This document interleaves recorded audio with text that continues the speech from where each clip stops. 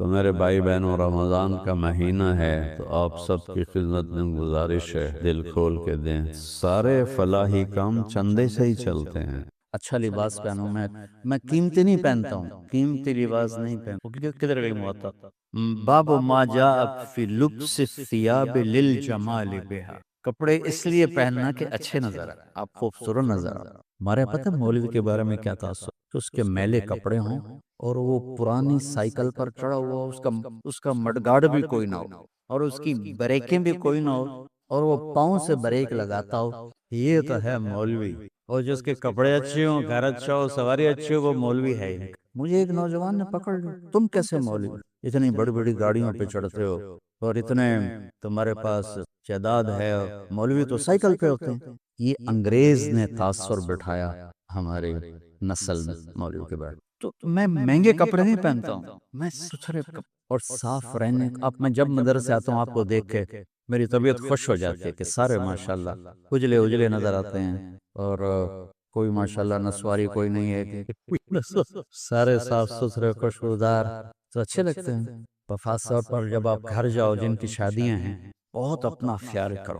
حضرت عبداللہ بن عباس نے فرمایا، انا اتزین لزوجتی کما احب ان تتزین لی۔ حضرت عبداللہ بن عباس نے فرمایا، جیسے میں چاہتا ہوں میری بیوی میرے لیے میک اپ کرے، میں بھی اپنی بیوی کے لیے میک اپ کروں۔ اور اللہ کے نبی نے اللہ کے نبی نے واضح فرمایا، تزینوا للنساء، اپنی بیویوں کے لیے زیب و زینت اختیار کرو، یہ عین دین ہے۔ اگر اللہ نے دیا ہے تو یہ ایک حدیث ہے کہ ایک صحابی کو بھیجا، وہ گئے ہوئے تھے اونٹ چرانے، ثم ادبر یذهب فی الظہر وعلیہ بردان لہ قد خلقا۔ وہ جب صحابی واپس، پیچھے لمبی حدیث ہے، صحابی واپس آئے تو دو پرانی چادریں ان کے اوپر تھی۔ فنظر رسول اللہ صلی اللہ علیہ وسلم الیہ فقال اما لہ ثوبان غیر ھذین، تو آپ نے کہا اس کے پاس اور کپڑے کوئی نہیں ہیں جس نے سے پرانے پہنے ہوئے ہیں؟ قلت بلا یا رسول اللہ، لہ ثوبان فی العیبۃ کسوتہ ایجاہما۔ ان کا یا رسول اللہ اس کے عیبہ، وہ بیگ کو کہتے ہیں، عیبہ یہ چھوٹا بیگ، حقیبہ، اس کے بیگ میں ہیں کپڑے، دو میں نے اس کو دیے ہیں۔ تو قال فادعوہ فمرہ فلیلبسہما، اپنے فرما سے بلاؤ اور اس سے کہو کہ وہ کپڑے پہنے۔ قال فدعوته فلبسهما ثم ولى يذهب فقال رسول الله صلی اللہ علیہ وسلم الیس هذا خیر له ما له ضرب اللہ عنقه۔ آپ نے کہا اس کی گردن ماری جائے، کیا اب یہ اس میں یہ خوبصورت نظر نہیں آ رہا؟ فسمعه الرجل فقال یا رسول اللہ فی سبیل اللہ۔ آپ نے تو مذاقن کہا تھا، تو انہوں نے کہا یا رسول اللہ پھر اس کو آپ دعائی دے دیں کہ میری اگر گردن ماری جائے تو اللہ کے راستے میں ماری جائے۔ تو فقال رسول صلی اللہ علیہ وسلم فی سبیل اللہ فقتل الرجل فی سبیل۔ تو صاف ستھرا رہنا، اچھا رہنا، لوگ آپ کو پسند کریں، آپ کا پہلا تاثر لباس کا ہوتا ہے۔ خاص طور پر جو شادی شدہ لوگ ہیں، اپنے آپ کو آراستہ رکھو، کسی جگہ جانا ہو۔ میرے نبی نے کپڑے الگ رکھے ہوئے تھے وفود سے ملنے کے لیے، تھے کہ نہیں تھے؟ تو یہ تصوف کی لائن سے آئی ہے رہبانیت، کہ وہ حضرت کے تو پیوند لگے ہوتے ہیں اور حضرت تو مٹی کے پیالے میں ہی کھانا کھاتے ہیں۔ وہی یہ حضرت کی باتیں حضرت کے پاس رکھو، وہ دیکھو جو میرے نبی نے بتایا اور کر کے دیکھا۔ حضرت تو سب کے الگ الگ۔ میں تمہیں سیرت سے جوڑنا چاہتا ہوں، اکابر کی عظمت کے بغیر دین مکمل نہیں۔ یاد رکھو، اللہ معاف کرے کہ میں کسی بھی اکابر امت کی توہین کروں، لیکن اکابر امت کتنے بڑے کیوں نہ ہوں، نمونہ صرف نبی کی ذات، آئیڈیل صرف نبی کی ذات۔ لقد کان لکم، پھر آگے فی، سبحان، ایک لقد پھر لکم اور فی، رسول اللہ ہے، ایک ہی ہستی ہے جس کے پیچھے چلو گے تو منزل ملے گی، وہ ہے محمد مصطفیٰ۔ محبتیں بانٹو، محبتیں تقسیم کرو، نفرتوں کی آگ کو بجھاؤ اور اسلام پیش کرو۔ اسلام پیش کرنے کی مثال کیا ہے؟ میں کہتا ہوں بھائی جو 5 وقت نماز پڑھے گا اللہ اس سے جنت میں جگہ عطا فرمائے گا، ہو گیا اسلام۔ اور مذہب کیا ہے؟ یہاں ہاتھ نہیں باندھنے، یہاں باندھنے، نہیں یہاں نہیں باندھنے، یہاں باندھنے، یہ ہو گیا مذہب۔ تو مذہب کی تبلیغ نہیں کرنی، اسلام کی تبلیغ اپنی ذات کے لحاظ سے۔ میں بار بار دہراتا ہوں کہ میری بات کو کوئی غلط نہ لے جائے، اپنی ذات کے لحاظ سے ہم امام ابو حنیفہ کے فتویٰ کو مانتے ہیں، اور امام ابو حنیفہ کے مذہب کی وہ تعبیر جو اکابر دیوبند نے کی ہے اس کو ہم راجہ مانتے ہیں، راجہ یعنی زیادہ صحیح مانتے ہیں، باقی سب کی عزت کرتے ہیں، سب کا احترام کرتے ہیں، سب کو سلام۔ ہمارے اکابر کا حال یہ تھا کہ مولانا اشرف علی تھانوی رحمۃ اللہ علیہ کی مجلس میں کسی نے کہہ دیا احمد رضا خان بریلوی، تو حضرت تھانوی اس پر شدید ناراض ہوئے۔ حضرت تھانوی کا تو فوری پکڑ ہوتی تھی نا، اتنے بڑے عالم کو اس طرح بے ادبی سے ہم تو اپنے اکابر کے ہی سیرت اور اخلاق نہیں جانتے کہ انہوں نے کس طرح سلوک کیے۔ آج جو ہو رہا ہوئی ٹول گلے میں ڈال کے بجائی جا رہا ہے، تو وہ ایک جلوس جا رہا تھا، نہیں چلے گی، نہیں چلے گی، نہیں چلے گی، نہیں چلے گی۔ وہ ایک نے کسی سے پوچھ لیا بھائی کس کی نہیں چلے گی؟ کہا مجھے کچھ پتہ نہیں، بس نہیں چلے گی، نہیں چلے۔ جو سارے کہہ رہے ہیں نہیں چلے گی، میں کہہ رہا ہوں نہیں چلے گی۔ بھائی ایسے نہ بن۔ آپ نے حضرت ابو ذر غفاری سے فرمایا، ابو ذر الا انبئک بعملین خفیف مؤونتہما عظیم اجرہما والذی نفسی بیدہ لم یأت الثقلان بمثلہم۔ ابو ذر تمہیں دو کام بتاؤں جو کرنے میں اور اجر میں ان کا وزن بے شمار، روزات کی قسم جس کے قبضے میں میری جان ہے، قیامت کے دن بہت تھوڑے لوگ ہوں گے جو اس کو لے کر آئیں۔ کہ یا رسول اللہ کیا؟ کہ ایک زبان اور ایک اچھے اخلاق، ایک چپ رہنا، السکوت۔ آپ نے کہا سکوت، آپ کا سکوت سے مراد یہ نہیں تھا کہ بات ہی نہ کرو، شر میں تمہاری زبان ساکت ہو جائے، اور اچھے اخلاق۔ ابو ذر رضی اللہ عنہ نے اس حدیث کو ایسے پکڑا کہ اس کے ظاہر کو ایسا پکڑا کہ ایک مہینہ گزر جاتا تھا کسی سے بات نہیں، ایک مہینہ، اتنی احتیاط فرمائی۔ اور پھر اللہ کے نبی نے کہا کہ میرے صحابہ میں 4 آدمی ایسے ہیں جن سے اللہ پیار کرتا ہے، وَعَلِيٌّ مِّنْهُمْ وَعَلِيٌّ مِّنْهُمْ وَعَلِيٌّ مِّنْهُمْ۔ اب نے 3 دفعہ فرمایا، اور علی ان میں سے ہے، اور علی ان میں سے ہے، اور علی ان میں سے۔ تو کون ہے یا رسول اللہ؟ آپ نے کہا علی، سلمان، ابو ذر اور مقداد۔ تو ابو ذر ایسے اوپر گئے کہ اللہ تو سارے ہی صحابہ سے محبت کرتا ہے، وَكُلًّا وَعَدَ اللَّهُ الْحُسْنَى، سب کے لیے جنت کا وعدہ ہے، لیکن یہ 4 کا خاص طور پہ نام لے کر فرمایا۔ پر حضرت علی کا نام 3 دفعہ دہرایا، اہمیت بیان کرنے کی۔ بچوں میری یہ زندگی بھر کی نصیحت ہے، صرف اس درس کی نہیں، کہ اپنی زبانوں پہ قابو۔ جہاں رشتے قریب کے ہوتے ہیں نا، وہاں زبان پہ قابو پانا مشکل۔ کوئی پرایا گالی بھی نکال دے تو آدمی پرواہ نہیں کر، اور اپنا اوئے بھی کر دے تو دل پھٹ جائے۔ اپنوں میں پھر خاص طور پر بعضوں کی شادیاں ہو چکی ہیں، بعضوں کی ہوں، بیوی اور خاوند کے رشتے میں بچوں محبت کو باقی رکھنا، اور حسن سلوک کو باقی رکھنا، اور میٹھے بول کو باقی رکھنا، یہ تمام رشتوں میں سب سے زیادہ اہم اور افضل ہے۔ مولانا طارق جمیل فاؤنڈیشن، اور اس میں یہ بہت زبردست کام کر رہے ہیں، آرفنس کے لیے، ہیلتھ میں، ایجوکیشن میں، اور ہم سب کو مل کے اس فاؤنڈیشن کا ساتھ دینا۔ اس کائنات کا پہلا رشتہ خامند اور بیوی، اور انسانیت کا آخری رشتہ وہ بھی خامند اور بیوی ہے، کہ جنت میں ہر شخص اپنی بیوی کے ساتھ، ہر خاتون اپنے خامند کے ساتھ ابدی زندگی گزاری۔ الحقنا بہم ذریتہم، ساتھ ساتھ رہیں گے اولاد، رشتہ دار، لیکن ہر جوڑا اپنی جنت میں الگ۔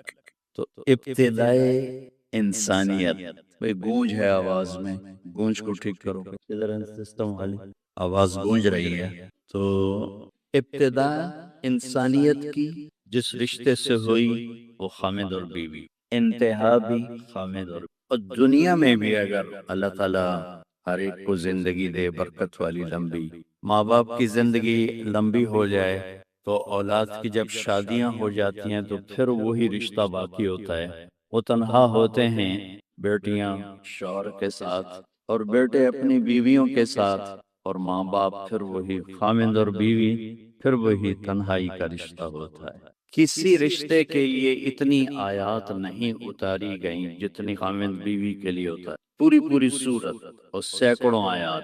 ماں باپ کے لیے چند آیات، وہ توق میں نہیں پاؤں، ماں باپ کے لیے چند آیات ہیں، اولاد کے لیے چند آیات، رشتہ داروں کے لیے چند آیات، لیکن خاوند اور بیوی کے لیے سینکڑوں آیات۔ پورا مضمون چلتا ہے کہ خاوند اور بیوی زندگی کیسے گزاریں، ان کی زندگی گزارنے کے آداب کیا ہیں، اصول۔ 2 وجہ سے اس کو زیادہ پھیلایا گیا، ایک اس کی اہمیت، ایک اس کی نظر۔ اہمیت یہ ہے کہ یہ بنیاد ہے، یہ اگر ہل گئی تو سارا معاشرہ ہل، اس پر سارے معاشرے کی بنیاد ہے۔ یہ 2 ایسی اکائیاں ہیں جس سے سارے عدد ہوئے۔ اور نزاکت اس لیے ہے کہ کوئی رشتہ ٹوٹتا نہیں۔ ماں بیٹے کا، ماں بیٹی کا، باپ بیٹے کا، بھائی بھائی کا، بہن بھائی کا رشتہ ٹوٹتا نہیں۔ خامند بیوی کا رشتہ ایک بول پہ ٹوٹ، ایک لفظ ہوتا ہے رشتہ، تو اس لیے اس کو محفوظ رکھنے کے لیے لمبے چوڑے قرآن نے مضامین بیان۔ کسی رشتے کو اللہ نے اپنے نشانی کے طور پہ بیان نہیں کیا قرآن۔ زمین آسمان کو اللہ کہتا ہے میری نشانی، ان فی خلق السماوات والارض، زمین آسمان، واختلاف اللیل والنہار، دن اور رات، والفلک التي تجری فی البحر بما ينفع الناس، سمندر میں بہی جہاز، وما انزل اللہ من السماء من ماء، آسمان سے پانی، فاحیا بہ الارض بعد موتها، زمین کا سبب، وبث فیہا من کل دابہ، اللہ کی مخلوق کا چلنا پھرنا، والسحاب وتصریف الریاح، ہواؤں کا ہیر پھیر، موسموں کا عدلنا بدلنا، والسحاب المسخر بین السماء والارض، زمین آسمان کے درمیان بادل، لآیات لقوم یعقلون، بہت بڑی بڑی نشان۔ تو یہ مضمون قرآن میں کئی دفعہ آیا ہے، من آیاتہ وآیۃ لہم اللیل نسلخ منہ النہار فإذا ہم مظلمون۔ لیکن کسی رشتے کو اللہ نے نہیں کہا کہ میری بہت بڑی نشانی ہے ماں باپ بنائی، میری بہت بڑی نشانی ہے اولاد بنائی، میری بہت بڑی نشانی ہے پوتے پوتیاں نواسے نواسیاں بنائے، بہن بھائی بنائے۔ زمین آسمان کو اپنی نشانی، بہت بڑی نشانی، اَأَنتُمْ أَشَدُّ خَلْقًا أَمِ السَّمَاءُ أَفَلَا يَنظُرُونَ إِلَى الْإِبِلِ كَيْفَ خُلِقَتْ وَإِلَى السَّمَاءِ كَيْفَ رُفِعَتْ وَإِلَى الْجِبَالِ كَيْفَ نُصِبَتْ وَإِلَى الْأَرْضِ كَيْفَ سُجِّرَتْ وَالشَّمْسِ وَضُحَاهَا وَالْقَمَرِ إِذَا تَلَاهَا والنهار إذا جلاها والليل إذا يغشاها والسماء وما بناها والأرض وما طحاها ونفس وما سواها، یہ سب اللہ اپنی نشانیوں کے طور پر مخلوق کو ذکر کرتا ہے۔ ایک رشتے کو اللہ کہتا ہے کہ یہ بھی میری، اور اس کو بڑی نشانیوں میں لے کر آئے۔ من آیاتہ ان خلقکم من تراب، کتنی بڑی اللہ کی نشانی ہے کہ ہم نے تمہیں مٹی سے بنایا۔ واقعی من آیاتہ، ایک آیت چھوڑ رہا ہوں، من آیاتہ خلق السماوات والارض، کتنی بڑی نشانی ہے زمین آسمان بنائے، واختلاف السنتکم والوانکم، کتنی بڑی نشانی ہے رنگ الگ زبانیں الگ۔ من آیاتہ منامکم باللیل والنہار، میری کتنی بڑی نشانی ہے سلاتا ہوں اٹھاتا ہوں، وابتغاؤکم من فضلہ، رزق کی تلاش میں تمہیں لگا رہا۔ من آیاتہ یریکم البرق خوفا وطمعا، میری کتنی بڑی نشانی ہے بادل، بجلی، بارش، گرج، چمک، کڑک۔ من آیاتہ ان تقوم السماء والارض بامرہ، میری کتنی بڑی نشانی ہے کہ زمین آسمان قائم ہیں۔ یہ جو میں نے آیات پڑھی ہیں اس میں میرا آپ کا ذہن برابر چل رہا ہے کہ ہاں بڑی نشانی، آسمان بڑی نشانی، زمین بڑی نشانی، زبانوں کا مختلف ہونا بڑی نشانی، رنگ روپ کا مختلف ہونا بڑی نشانی، زمین، بادل، بجلی، بارش، کڑک، سب بڑی نشانی۔ اب میں وہ آیت پڑھنے لگا جو میں نے چھوڑ دی، جو شاید یہ طلبہ علماء کے ذہن بھی اس طرف بہت کم گیا ہو۔ من آیاتی ان خلق لکم من انفسکم ازواجا لتسکنوا الیہا وجعل بینکم مودۃ ورحمہ ان فی ذلک لآیات لقوم یتفکرون، میری بہت بڑی نشانی ہے کہ میں نے تمہیں خامد اور بیوی کے رشتے میں جو تین باتیں بتائیں جو کسی رشتے میں نہیں بتائیں، تمہیں سکون حاصل ہو، محبت ہو، غم خاری ہو، تین چیزیں اس رشتے میں بتائیں، سکون، محبت، غم خاری۔ اور اس کے لیے طاقت لفظ استعمال ہے، یتفکرون ہے، للعالمین ہے، یسمعون ہے، یعقلون ہے، ان چاروں میں سب سے طاقتور لفظ ہے یتفکرون۔ تو یتفکرون کو یہاں ذکر کیا کہ موٹی عقل سے اس رشتے کی نزاکت سمجھ میں نہیں آئے گی اور اس کی طاقت سمجھ میں نہیں آئے گی، بہت غور سے سوچو گے اس رشتے کی قوت، اس رشتے کا اللہ کی نشانی ہونا تمہارے سامنے کھل کر آئے گا۔ تو بھائیو میرے عزیزو، ایک تو میں یہ آپ کے سامنے لانے کی کوشش کی کہ رشتہ بہت اہم ہے، سب سے بڑا رشتہ، سب سے بڑا رشتہ۔ یہ کمزور پڑ گیا تو معاشرہ ٹوٹ جائے گا، یہ مضبوط ہوا تو معاشرہ مضبوط ہوا۔ ہمارا جو بر صغیر کا ماحول ہے، مشترکہ فیملی سسٹم، اکٹھے رہنا، ماں باپ، بچے بچیاں، پوتے پوتیاں، کسی زمانے میں بہت اچھا تھا کہ جب اخلاق بھی تھے، تہذیب، تو ہر ایک کو دوسرے کی عزت کا پا۔ اب یہ وبال جان بن چکا ہے کہ ہم منفی ذہن کے لوگ ہو چکے، تو یہ جو کٹھے رہنا ہے، یہ اس رشتے کو نہیں، ہر رشتے کو تباہ کر رہا ہے۔ بھائی ٹوٹ رہے ہیں، بہنیں ٹوٹ رہی ہیں، اولاد ماں باپ میں نفرتیں، اور خامد اور بیوی کا رشتہ بنتے ہی ساس سسر ایک خوفناک کردار اس معاشرے کا ہے، جو میں درد سے کہتا ہوں کہ باپ کی صورت میں وہ اور ہوتا ہے، اور سسر کی صورت میں وہ اور ہو جاتا ہے، ماں کی صورت میں وہ اور ہوتی ہے، اور ساس کی صورت میں وہ اور بن جاتی۔ بڑی مصیبت ہے اس میں، دیندار، دنیا دار، حتیٰ کہ معذرت کے ساتھ عالم غیر عالم سب برابر ہو چکے ہیں، کیونکہ معاشرت اتنا طاقتور پیغام ہے کہ وہاں علم بھی ہار جاتا ہے، اور وہاں فتوے بھی ہار جاتے ہیں، اور وہاں معلومات بھی ٹھنڈی پڑ جاتی ہیں۔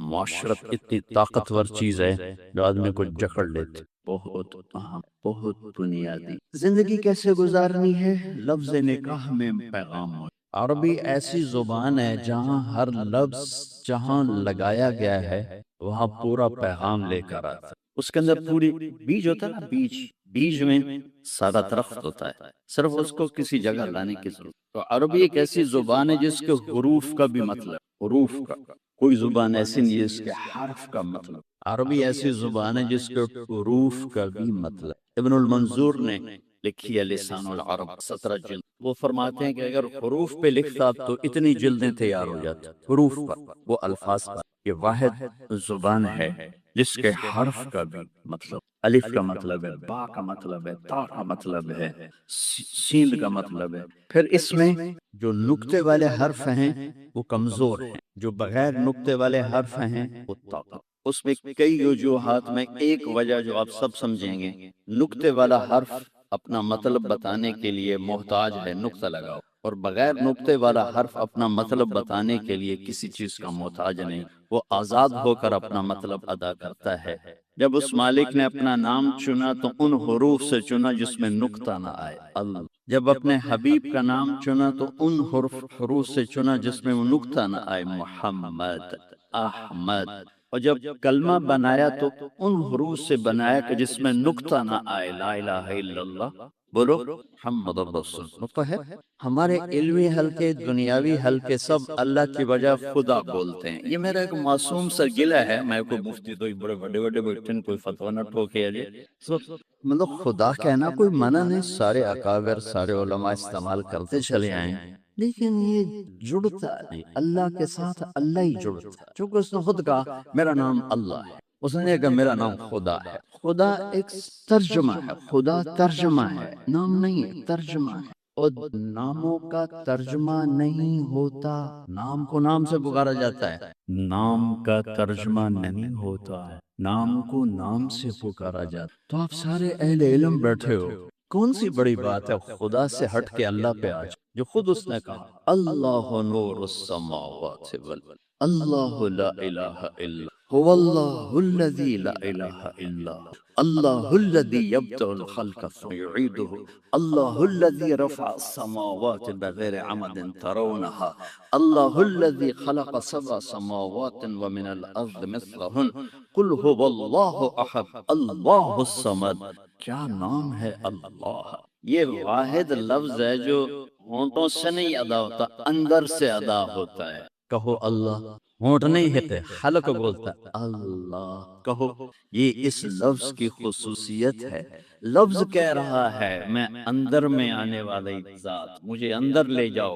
ہونٹ نہیں ہلتے، حلق ہلتا ہے، اللہ یہاں سے آواز آتی ہے، یہاں سے۔ میں ہونٹ ہلاؤں گا تو اللہ ہو نہیں سکے گا، اللہ ادا نہیں ہو سکے گا، اللہ۔ تو بچو، اور یہ آپ کے مفتیان بھی، علماء سے بھی، عوام سے، اللہ کہنے کی عادت ڈالو، اللہ لکھنے کی عادت ڈالو۔ جو نور لفظ اللہ میں ہے وہ خدا میں نہیں ہے، یہ فارسی کا لفظ۔ اللہ اب اس کے اپنی ذات سے نکلا ہوا لفظ، جو اللہ، تو جب آدمی اللہ کہتا ہے تو اللہ کے تمام صفاتی نام تمام صفات نام اس۔ تو میرے عزیزو، آپ عربی طلبہ ہو، عربی سے مناسبت پیدا کرو۔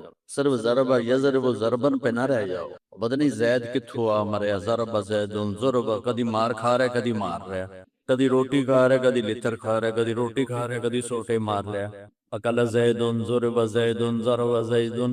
ایک تاجر کہنے لگا مدرسے کے طلبہ غصے والے کیوں ہوتے ہیں؟ میں نے کہا یہ پہلا سبق ضرب یضرب ضربن پڑھتے تو ان کے دماغ میں ضرب ضرب لگ جاتا ہے، پھر جو کرتا ضرب ضرب ضرب ضرب۔ مصیبت ابھی کوئی اور بھی دیکھ لو۔ میرے بچوں، عربی سے مناسبت پیدا کرو۔ اگر قرآن سے مزہ لینا ہے تو عربی سے مناسب۔ ہمارے علمی حلقوں میں فقہ غالب ہے، فقہ، قرآن غالب نہیں، فقہی مزاج غالب آ گیا۔ اور ثانی رحمت اللہ علیہ کی تحفۃ العلماء میں نے پڑھا کہ جو صرف فقہ میں لگتے ہیں ان کے مزاج میں شدت آ جاتی، جو قرآن میں لگتے ہیں، حدیث میں لگتے ہیں، ان کے مزاج میں نرمی ہوتی ہے، اعتدال ہوتی ہے۔ فقہ تو ایک قانون ہے، قانون پڑھنے سے تو ایمان نہیں بنتا، ایمان تو قرآن سے بنتا ہے، حدیث پاک سے بنتا ہے۔ تو میں یہ کہہ رہا تھا کہ لفظ نکاح یہاں کیوں بولا جاتا ہے؟ ایک لڑکے اور لڑکی کا رشتہ قائم ہو رہا ہے، اس رشتے کے لیے لفظ نکاح کیوں؟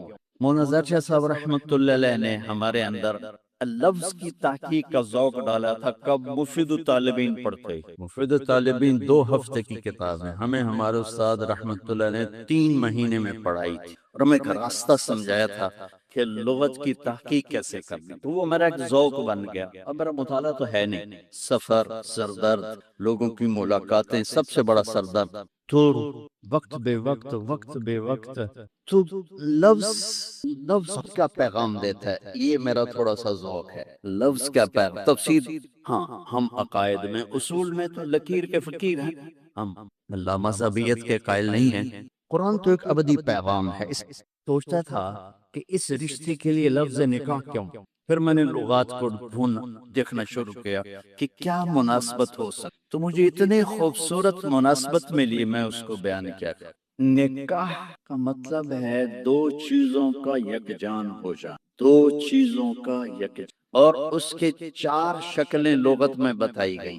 بارش کے پانی کا زمین میں جذب ہو کر یکجان، نیند کا آنکھوں میں اتر کر سلا کے یکجان ہو جانا، مرد کا عورت پہ اعتماد کر کے ایک جان ہو، درخت کی شاخوں کا ایسے آپس میں مل جل کر یکجان ہو کر چھاؤں بنا دینا، یہ ہے لفظ نکاح کا لغوی مطلب۔ یہ یہاں کیسے فٹ آتا ہے؟ مرد کے خوبصورت اخلاق جو دھیمی بارش کی طرح عورت کے دل پہ اترتے ہیں، جو زمین ہے، اور وہ ایک سرسبز کھیتی بن جاتی ہے۔ اب آیت قرآن جوڑ دو، نساؤکم حرث لکم، تمہاری بیویاں تمہاری کھیتیاں ہیں، اور کھیتی کو ڈنڈے سے نہیں چلایا جاتا، فتوے سے نہیں چلایا جاتا۔ مفتی طیب صاحب جا کے فتویٰ دے دیں گندم ہو جا، میں یہ فتویٰ دارالعلوم امدادی بنی گو، اس کے لمبا کام۔ تم سب بچے علماء بننے والے ہو، تم کل کو ہم عالم، آپ اپنی بیوی کو فتوے سے چلائیں گے، کبھی نہیں چلے۔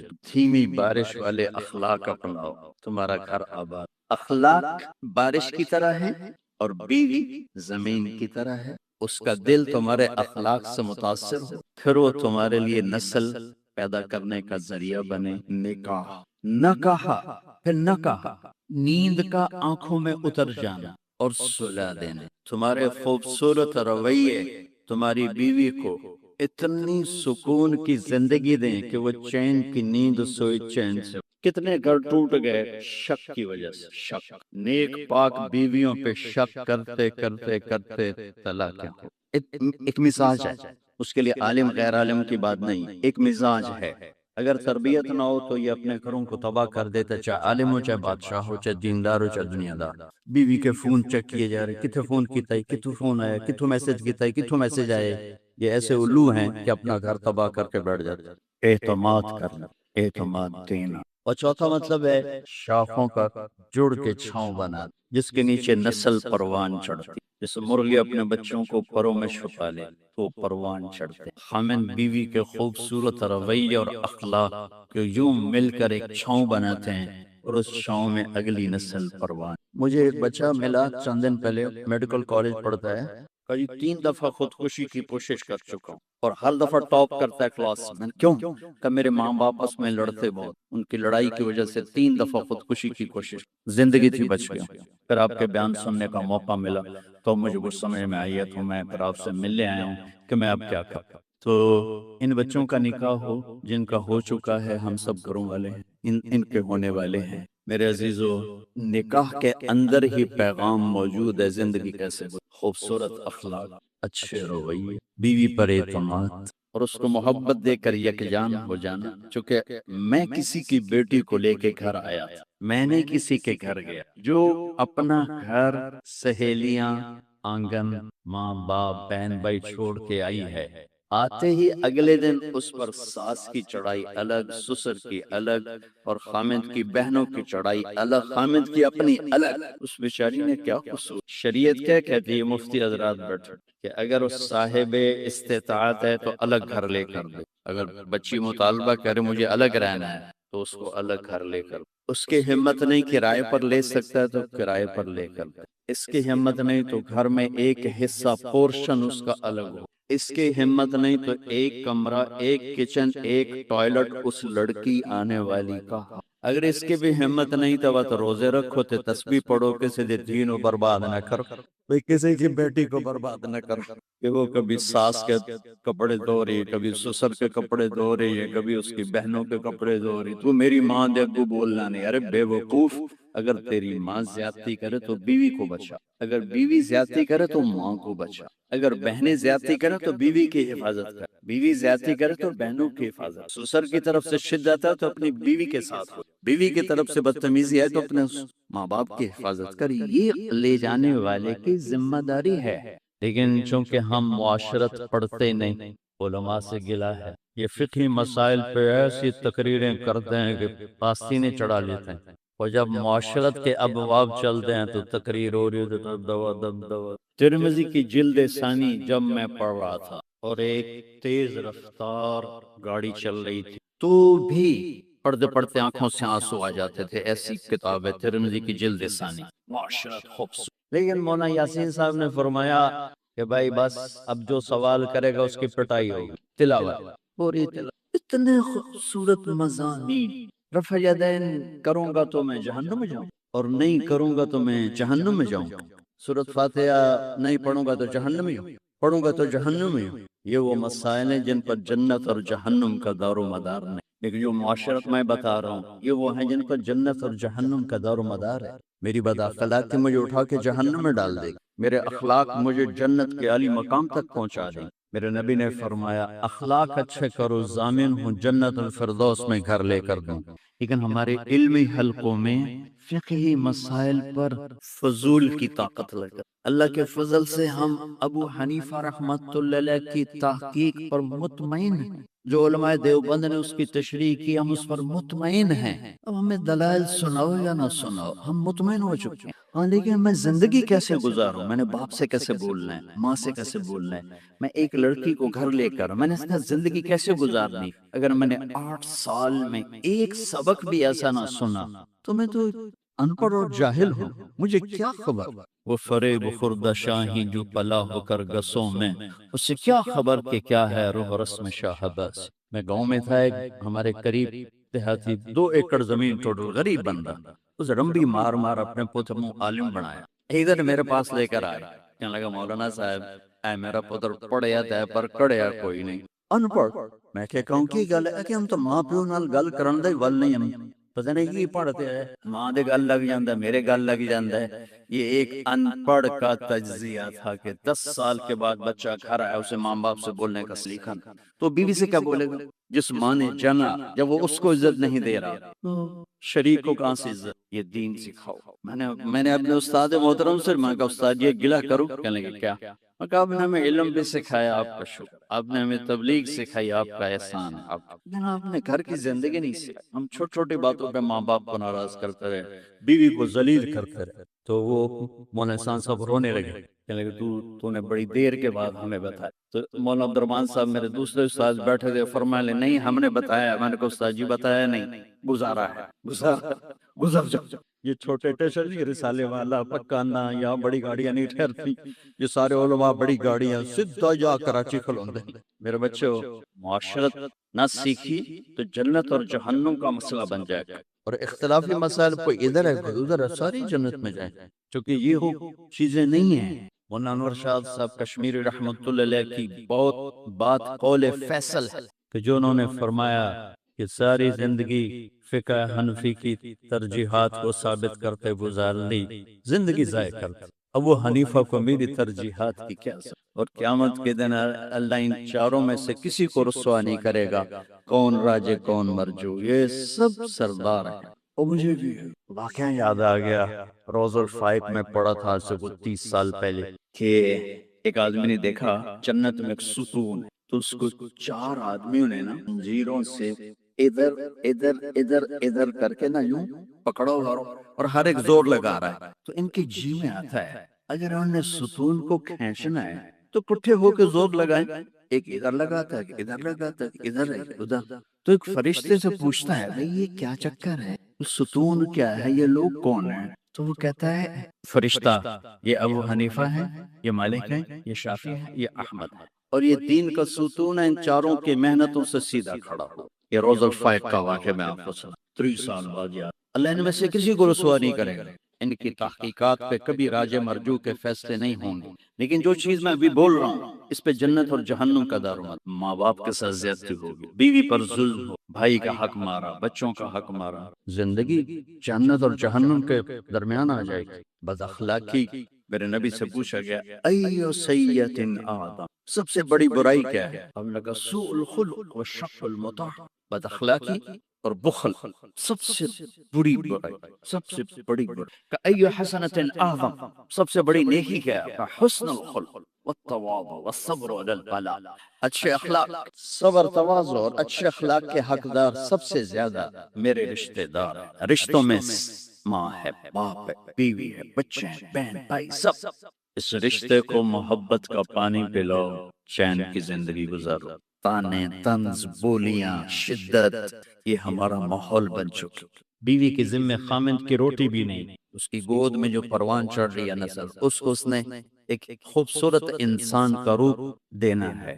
لیکن وہ کبھی خامند کا تانا سنے، کبھی ساس کا سنے، کبھی سسر کا سنے، کبھی اپنی نندوں کا سنے، تو اس کی تو نیند حرام ہو جائے گی، اس نے اولاد کو کیا پالنا، کیا پرورش۔ تو میرے عزیزو، میں بڑے دکھ کے ساتھ یہ بات ہے کہ یہ ایسا صاحب ہے جو سارے علمی حلقوں میں چل رہا ہے۔ معاشرت پر تو جنت اور جہنم کا دار ہو، ایک گندا بول جو دلوں کو توڑ کے رکھ دیتا ہے وہ نیکیوں کو اڑا کے رکھ دیتا ہے، ایک میٹھا بول جو دلوں کو جوڑ دیتا ہے وہ گناہوں کو بھی نیکیوں میں بدل۔ اس لیے میرے عزیزو، اگر اپنے گھروں کو آباد کرنا ہے تو نبی والے اخلاق سیکھو۔ میرے نبی نے 11 شادیاں کی ہمیں زندگی سمجھانے کے لیے، زندگی سمجھانے کے لیے۔ جو آدمی اللہ کو دیکھ لے اسے عورتوں کی کیا رغبت رہے۔ ما تزوجت وما زوجت الا بوحی من السماء نزل به جبریل، میں نے شادی کی، میں نے بیٹی کی شادی کی، جہاں کی پہلے آسمان سے حکم آیا پھر میں نے کی۔ زندگی سمجھانی تھی، چونکہ نماز پڑھنا ہے، ایک لوٹا پانی 10 منٹ کا کام ہے، ٹھیک ہے نہیں؟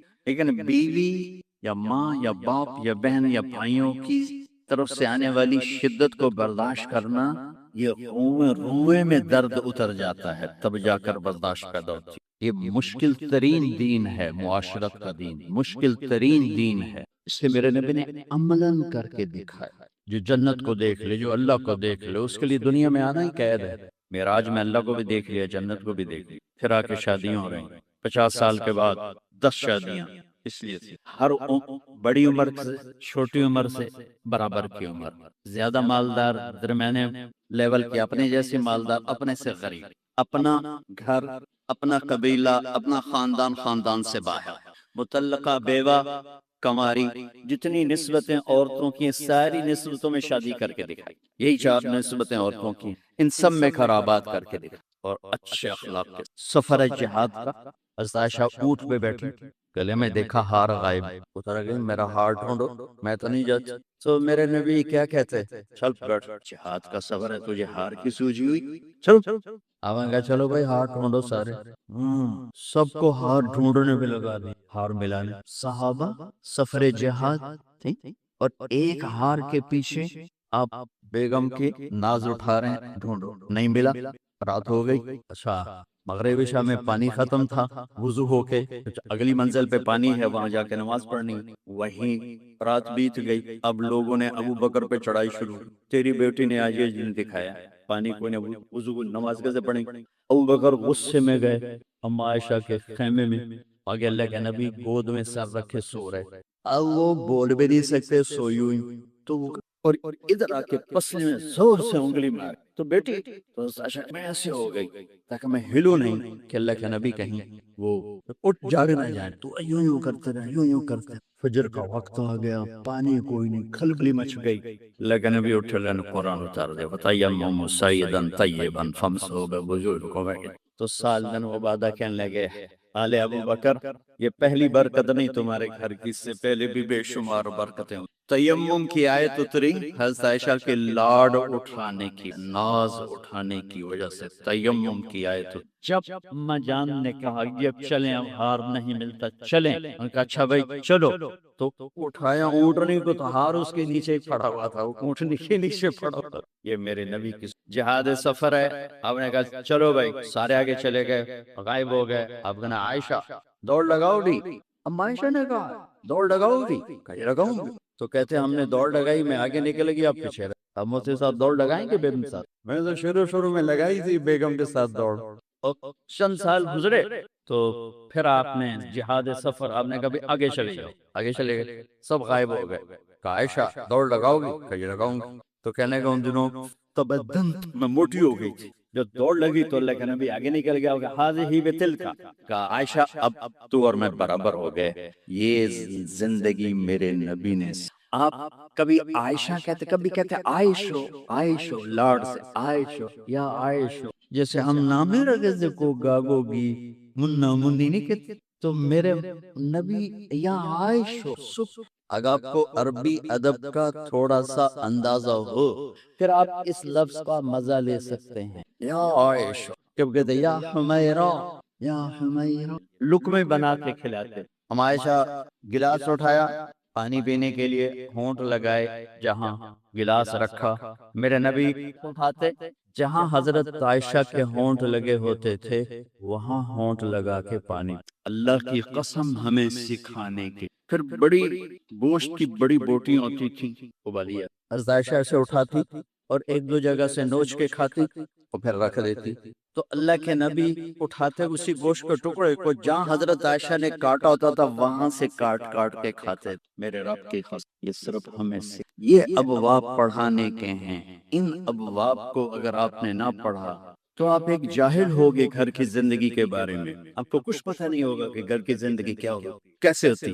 عرب کے ماحول میں بیوی سے اظہار عشق عیب، عیب، معشوق سے اظہار عشق فخر، میری بات سمجھ آ رہی؟ بیوی سے محبت کا اظہار عیب تھا، رن مرید زن مرید، تو ہمارے ہاں بھی، اور معشوق سے عشق یہ ایک فخر۔ یہ چند شعر سنا، هل تبکین لیلا اذا مت قبلها وقام على قبر النساء النوار، لیلا کے لیے اس کا مجنو، ہم تو مجنو کہتے ہیں، اس کا نام تھا توبہ، توبہ ابن السمہ الخفاجی، عراق کا قبیلہ، خفاج مکے میں آباد ہے، اب نام آیا نا لیلا کا، کما لو اصاب الموت لیلا بکیتها وجاد لها دمع من العین صافع، لیلا کا نام ہے، وأغبط من لیلا بما لا انال بلا كل ما غرت به العین طائع، پھر بھی لیلا کا نام ہے، ولو ان لیلا الأخیلیة سلمت علی بدونی جندل وصفائح، لیلا کا نام آیا، چار اشعار ہر بیت میں لیلا لیلا لیلا لیلا، اس کی بیوی نہیں ہے، عشق ہے، اور وہ کھلم کھلا شعر کہہ رہا ہے، ترکت ہوا لیلا وصعدا بمعزل وعدت الى مسحوب اول منزل سعدا لیلا وفینا، یہ سب سچے کردار ہیں، اے ساڑھے ہیر رانجے دا وارث شاہ دا دماغ الٹا ہویا دوست لکھ چھڑی، یہ کوئی کردار نہیں ہے، سسی پنو لیلا ہیر رانجا یہ سب، لیکن یہ سچے نام لیلا سعدا وفینا سعاد یہ سب صحیح کہانیاں ہیں، تو میں لیلا کی سنا رہا ہوں، اور اس کا عاشق کھلم کھلا کہہ رہا ہے مجھے لیلا سے عشق ہے۔ اس کے باپ نے کہا تو نے مجھے رسوا کر دیا، حرم میں تھے، کہیں توبہ کر دو، آج کے بعد لیلا کا نام نہیں لے گا۔ تو وہ شاعر بلیغ تھا، کہنے لگا الہی تبت من کل المعاصی ولکن حب لیلا لا اتوب، اللہم لا تسلبنی حبها ابدا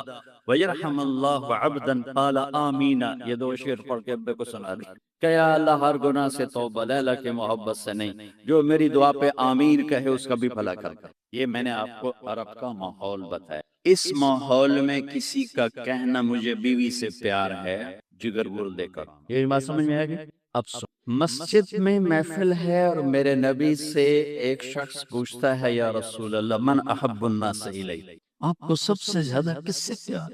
اور یہ کان میں نہیں ہو رہی، کھلا سوال ہے، کھلی مجلس ہے، اور آپ کھل کے فرماتے ہیں عائشہ سے۔ عائشہ، وہ سائل بھی ہل گیا، سننے والے بھی ہل گئے، بھئی ایک ہی بڑی۔ اس نے جلدی سے سوال بدلا، یا رسول اللہ میرا مطلب ہے کہ مردوں میں سے کون پیارا ہے؟ تو آپ نے نبض اس کی دیکھ لی، تو اب آپ نے کہنا تھا ابو بکر سے، تو آپ نے کہا عائشہ کے عباس، ابوہا عائشہ کے عباس۔ میرے بچوں، میرے محترم اساتذہ و مفتیان، یہ زندگی پڑھانے کی ہے جو ان کے کام آئے گی۔ انشاءاللہ رفع یدین کرنے والے بھی جنت میں جائیں گے، نہ کرنے والے بھی جائیں گے۔ اگر کبائر سے اجتناب ہے، محرمات سے اجتناب ہے، تو اونچی امین کہنے والی بھی جائیں گے، پس امین کہنے والی بھی جائیں گے۔ یہ تو مختلف ہی چیزوں میں جنت جہنم کا پھر معیار نہیں رہ جاتا، پھر اولا غیر اولا کا معیار رہ جاتا ہے۔ لیکن جو چیزیں میں آپ کو زندگی کی بتا رہا ہوں، ان پر جنت اور جہنم کے فیصلے ہونے۔ تو اپنے گھروں کو اگر آباد کرنا ہے تو اپنے نبی والے خوبصورت اخلاق اپناؤ، جس سے میرا گھر آباد ہوگا، آپ کے گھر آباد ہوں۔ ایک آیت سنا دیتا ہوں جس میں پوری زندگی موجود، ہن لباس لکم وانتم لباس لہن، تمہاری بیوی تیرا لباس۔ اس سے تشبیہ ہے۔ آپ کا کیا خیال ہے؟ میں ابھی کپڑے بدل کر آیا ہوں، اس پر میں چائے گراؤں گا، خود سالن گراؤں گا، بلکہ وہ ضیافت جب کپڑے پہنے ہو نا دھلے ہوئے، تو ہم آستینیں چڑھا کے کھانا کہ کہیں آستین سالن میں نہ ڈوب جائے۔ سامنے ہم کوئی رومال رکھتے ہیں کہ اس پر کوئی سالن کا قطرہ نہ گر جائے، کوئی چائے نہ گر جائے، کوئی داغ لگے تو فوراً دھوتے ہیں۔ کبھی دیکھا کسی نے اپنا کرتا پھاڑنا شروع کر لیا؟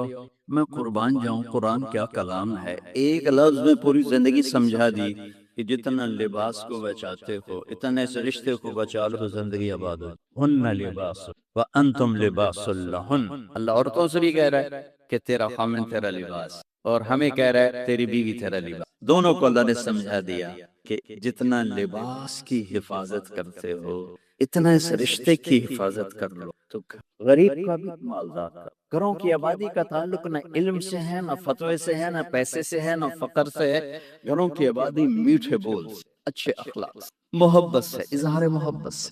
ڈاکٹر عبدالحی رحمت اللہ علیہ کی پڑھ رہا تھا میں واقعات، تو اس میں ایک انہوں نے خود ہی اپنا ایک واقعہ ارشاد فرمایا کہ میں اپنے ایک مرید کے گھر گیا کھانا کھانے، تو کھانا بہت بڑھیا تھا، تو فرمایا کہ کس نے کھانا بنایا؟ کہا جی بیگم نے کہا بلاؤ۔ بلا کر کہا بیٹی آپ نے کھانا بہت اچھا بنایا تھا، آپ کا شکر گزار۔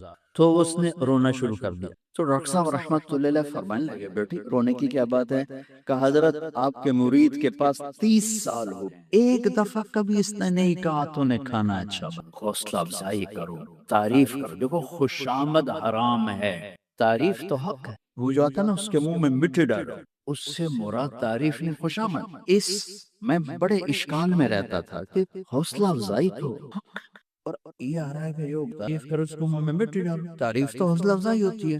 پھر ابن ماجہ پڑھاتے ہوئے میرے سارے سوال حل ہو گئے۔ یا معاذ ایاک والتمادع فإنہ الذبح، معاذ خوشامد سے بچنا، یہ ذبح کر دینا ہے۔ جہاں جہاں یہ لفظ آتا ہے تعریف کرے منہ میں مٹی ڈالو، خوشامد، خوشامد، خوش تعریف۔ میرے نبی تعریف کر اپنے صحابہ کی کتنی تعریف فرما، موقع موقع پر ان کی تعریف فرما رہے ہیں۔ تو اپنے رشتوں میں اپنے رشتوں کو پانی لگاؤ میٹھے بول کے ساتھ، تعریف۔ کھانا بنا دو کیا اچھا بنا، لباس پہنا کیا خوبصورت لگ رہا ہے، ماں کی تعریف کرو، باپ کی تعریف کرو، استاد کی کرو، استاد شاگرد کی کرے، اس سے حوصلہ بڑھتا۔ خوشامد حرام ہے، تعریف میرا حق ہے، آپ کا حق ہے۔ میں آپ کی کوئی تحریر دیکھوں، آپ کا کوئی تقریر دیکھوں، آپ کی کوئی چیز دیکھوں تو میرے ذمہ ہے کہ میں آپ کی حوصلہ افزائی۔ تو رشتوں کو پانی پلانے کے لیے حوصلہ افزائی، تعریف، کمیوں سے درگزر، اس سے میرے عزیزو گھر آباد ہوتے ہیں۔ وہ عالم کا گھر ہو، مفتی کا گھر ہو یا کسی ان پڑھ کا گھر ہو،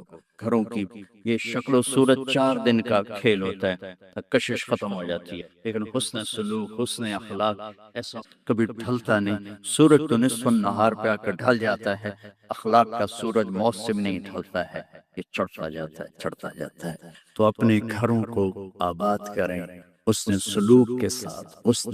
میرے نبی حضرت میمونہ کے گھر میں تھے، اب رات کو پیشاب آیا، باہر نکلے، پیچھے آنکھ کھل گئی، اما جان دیکھا بستر خالی، چکر لے دیا ان کو، سوکن پنے نے، کہنے لگی اچھا میری باری میں مجھے چھوڑ کر دوسری بیوی کے پاس چلے گئے، سوکن کنڈی لگا دی۔ اللہ کے نبی آئے، دروازہ بند، آپ نے دستک دی، میمونہ دروازہ کھولو، کہا میں تو نہیں کھولتی۔ آپ نے کہا کیوں؟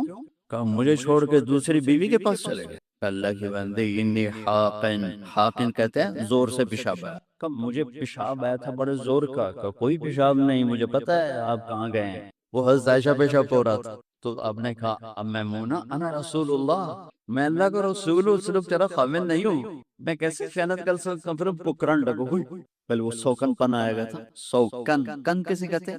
لوہے کو تیز کرتے ہوئے، تھار بناتے ہوئے جو چھوٹے چھوٹے ذرات اڑتے ہیں، ذرات، اس کو کن کہتے ہیں۔ آنکھ میں پڑ جائے نا تو آنکھ آدمی تڑپ جاتا ہے، تو جس کی آنکھ میں 100 ذرے پڑ جائیں اس کا کیا حال ہوگا؟ یہ ہے 100 کن، 100 کن، اس سے ہے کہ آنکھوں میں 100 ذرے پڑ گئے، بشر ہے۔ تو آپ نے کہا میں اللہ کا رسول ہوں، میں خیانت کر سکتا ہوں؟ پھر تو جا کے نا دروازہ کھلا، ڈرتے ڈرتے، تو اللہ کے نبی مسکراتے ہوئے آئے اور آ کر اپنے چارپائی پہ لیٹ گئے۔ ایک لفظ میرا عزیز، یہ میرے نبی جس میں یہ سارے دروس موجود،